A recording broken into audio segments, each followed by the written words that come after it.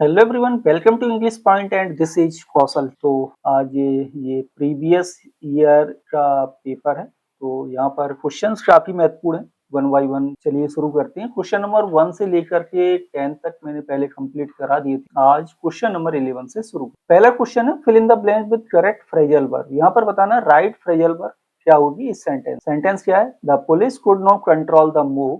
Move मतलब होता है भीड़। पुलिस भीड़ को कंट्रोल नहीं कर सकी, इसलिए troops were called eight, called on, called off या कॉल्ड आउट। राइट आंसर बताना है कौन सी फ्रेजल वर्ब यहाँ पर सही होगी। ठीक है, तो करेक्ट आंसर देखो। राइट आंसर क्या होगा? राइट आंसर होगा, ये होगा option number D, called out. Called out का मतलब होता है बुलाना, समन करना, या टू समन या ऑर्डर कोई एक्शन में करना है तो वो। ठीक है, या किसी कार्य को सक्रिय करना। तो यहाँ पर क्या हुआ? Troops were called out. किस लिए कॉल्ड आउट किया गया? कंट्रोल द सिचुएशन, सिचुएशन को कंट्रोल करने के लिए। तो ये राइट आंसर है। ठीक है, कॉल्ड ऑफ है आपकी फ्रेजल वर्ब। ये इसका मतलब होता है कैंसिल हो जाना, पोस्टपोन, कोई चीज कैंसिल हो गई। ठीक है, एक फ्रेजल वर्ब आपकी ओके, नेक्स्ट देखिए, क्वेश्चन नंबर है 12। राइट मीनिंग बताना, ईडियम। ईडियम का राइट मीनिंग बताना है। तो ईडियम क्या है? As cross as two step. अब इसका हिंदी मीनिंग नहीं निकालना। ईडियम टोटली डिफरेंट होता है। ईडियम को हम कहते हैं मुहावरा। ठीक है, ईडियम मीन्स मुहावरा। Okay, to be physically strong यानी शारीरिक रूप से स्ट्रॉन्ग होना। दूसरा ऑप्शन है टू बी वेरी फ्रेंडली, बहुत ज्यादा मित्रवत होना। टू बी एक्सट्रीमली इरिटेटेड, बहुत ज्यादा गुस्सा या चिड़चिड़ापन होना। टू बी वेरी टॉकेटिव, बहुत ज्यादा बातूनी हो। तो राइट आंसर क्या होगा क्वेश्चन नंबर 12 में? तो ये होगा option number C, to be extremely irritated यानी edge cross as to steps का मतलब बहुत ज्यादा चिड़चिड़ा होना या गुस्सा होना। ठीक है, ये ध्यान रखना है। एक्सट्रीमली हैप्पी नहीं बोल देना है यहाँ पे। ठीक है, नेक्स्ट है क्वेश्चन नंबर है 13। क्वेश्चन नंबर 13 में क्या है? Which of the following is a synonym of transient. Transient का सिनोनिम बताना है। ठीक है, अब ट्रांसिएंट मतलब क्या होता है? ट्रांसिएंट मतलब होता है शॉर्ट लिव। ठीक, पहला ऑप्शन है फ्लावरिश, सेकंड है फ्रुगल, फ्लेयर्ड या फिर फ्लीटिंग। तो राइट आंसर क्या होगा? करेक्ट आंसर है वो है आपका ऑप्शन नंबर 4, फ्लीटिंग। फ्लीटिंग मतलब मोमेंट्री, क्षण भंगुर, थोड़े समय के लिए। ठीक है, मोमेंटरी होगा। ओके, नेक्स्ट देखेंगे। नेक्स्ट है क्वेश्चन नंबर है 14 और यहाँ पर आपको क्या फिल करना है? यहाँ पर फिल करना है आपको correct preposition. The driver jumped the car. Car से उसने क्या किया? जंप किया। ठीक है, तो ऑफ, फ्रॉम, ऑफ या फिर in. Correct answer question number 14। तो राइट आंसर जो होगा ये होगा आपका option number 3, jumped off the car. Car में बैठेंगे तो इन अपोजिट होता है ऑफ, है ना? तो राइट आंसर होगा ऑप्शन यहाँ पर तीसरा, ये ध्यान रखेंगे। चलिए नेक्स्ट देखें। नेक्स्ट है क्वेश्चन नंबर 15। यहाँ आपको आर्टिकल फिल करना है। Fill in the blank with suitable article. We have breakfast at 8 यानी हमने 8 बजे ब्रेकफास्ट किया। एन या जीरो आर्टिकल या डेफिनेट आर्टिकल द या फिर ए आर्टिकल क्या यूज किया जाएगा? तो यहाँ पे जो राइट आंसर है वो है ऑप्शन नंबर 2 यानी यहाँ पर कोई भी आर्टिकल यूज आपको नहीं करना है। क्यों नहीं करना है?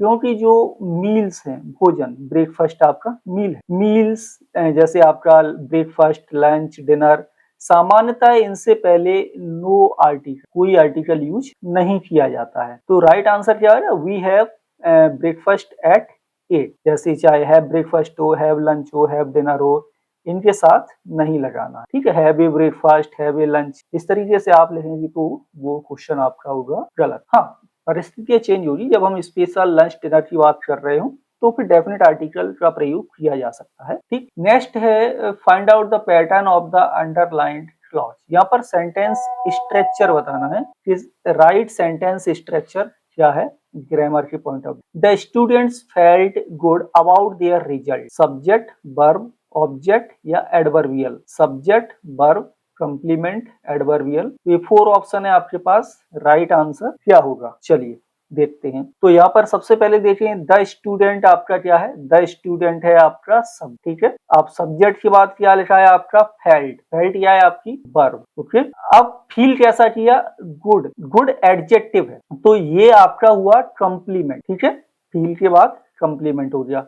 अब है about their study, sorry about their result, ये है एडवर्बियल्स। तो क्या हो जाएगा SVCA, कौन सा ऑप्शन राइट है? तो राइट आंसर यूज है और आपका ऑप्शन है यहाँ पर ऑप्शन नंबर 3 SVCA। ठीक है, यहाँ पर ध्यान देने वाली बात ये जो फील वर्ब है, फील, इसके बाद एडजेक्टिव क्या यूज होता है? एडजेक्टिव का प्रयोग किया जाता है। जैसे मैं एक सेंटेंस लिखूं कि सी felt happy, C felt happy after the exam, exam के बाद वह कैसा फील किया उसने? प्रसन्नता पूर्वक। ठीक है, तो यहाँ पर क्या है? सी सब्जेक्ट हो गया, फील वर्ब हो गई, हैप्पी आपका कॉम्प्लीमेंट हो गया, आफ्टर द एग्जाम आपका एडवर्बियल हो गया। ठीक है, इसे आप सब्जेक्ट वर्ब ऑब्जेक्ट के रूप में ना माने। गुड कोई एडजेक्टिव, गुड आपका ऑब्जेक्ट नहीं है। ठीक है, ये एडजेक्टिव है जो यहाँ पर कंप्लीमेंट की तरह कार्य कर रहा है। नेक्स्ट देखेंगे, नेक्स्ट है क्वेश्चन नंबर है 17। क्वेश्चन नंबर 17 में fill in the blank with correct phrasal verb, यहाँ पर राइट फ्रेजल वर्ब बताना है। तो सेंटेंस क्या? Dash what you have written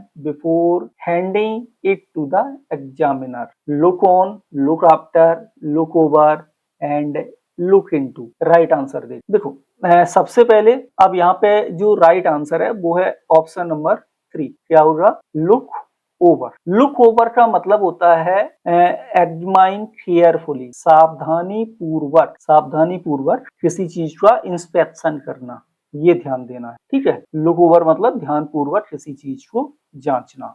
look into है आपकी फ्रेजल वर्ब। लुक इनटू का मतलब होता है इन्वेस्टिगेट कर, जांच पड़ताल करना। ठीक, इन्वेस्टिगेट करना।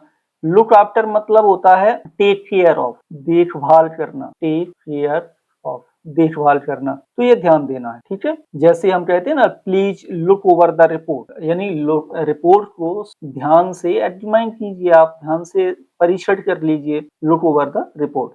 लेकिन लुकअप मत लगा लेना है। ठीक है, ये कॉमन में आपका चला जाएगा। नेक्स्ट है क्वेश्चन नंबर है 18। Change the sentence from compound to complex. अभी सेंटेंस कंपाउंड लिखा हुआ है, कॉम्प्लेक्स सेंटेंस बनाना है। Simple sentence, compound sentence and complex sentence, तीन तरीके के सेंटेंस होते हैं आपके। तो do as I tell you, करो जो मैंने तुम्हें बताया है, अन्यथा यू विल रिग्रेट इट, अन्यथा तुम उसके लिए पछताओगे। अब ये तो आपका और कंजंक्शन लगा है।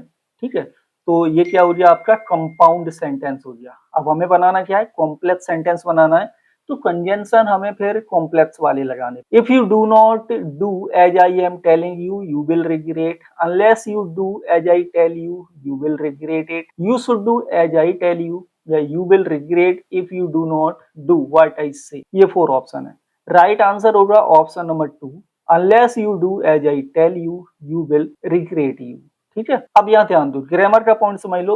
कंजंक्शन और लगा हो, साथ ही साथ निगेटिव रिजल्ट हो उसमें। ठीक है, क्या हो? Negative result. तो ये अनलेस से कन्वर्ट होता है, अनलेस से रिप्लेस होता है। ठीक है, कंपाउंड सेंटेंस को कॉम्प्लेक्स बनाने के लिए इस तरीके की चीजों में हम अनलेस का प्रयोग करेंगे। अनलेस मतलब इफ प्लस नॉट। ठीक है, जैसे वर्क हार्ड और यू विल फेल, यदि ये सेंटेंस में लिखूं कि वर्क हार्ड और यू विल फेल, अब ये सेंटेंस कैसा लिखा है? कंपाउंड लिखा हुआ है। इसको अब हमें क्या बनाना है? कॉम्प्लेक्स बनाना है।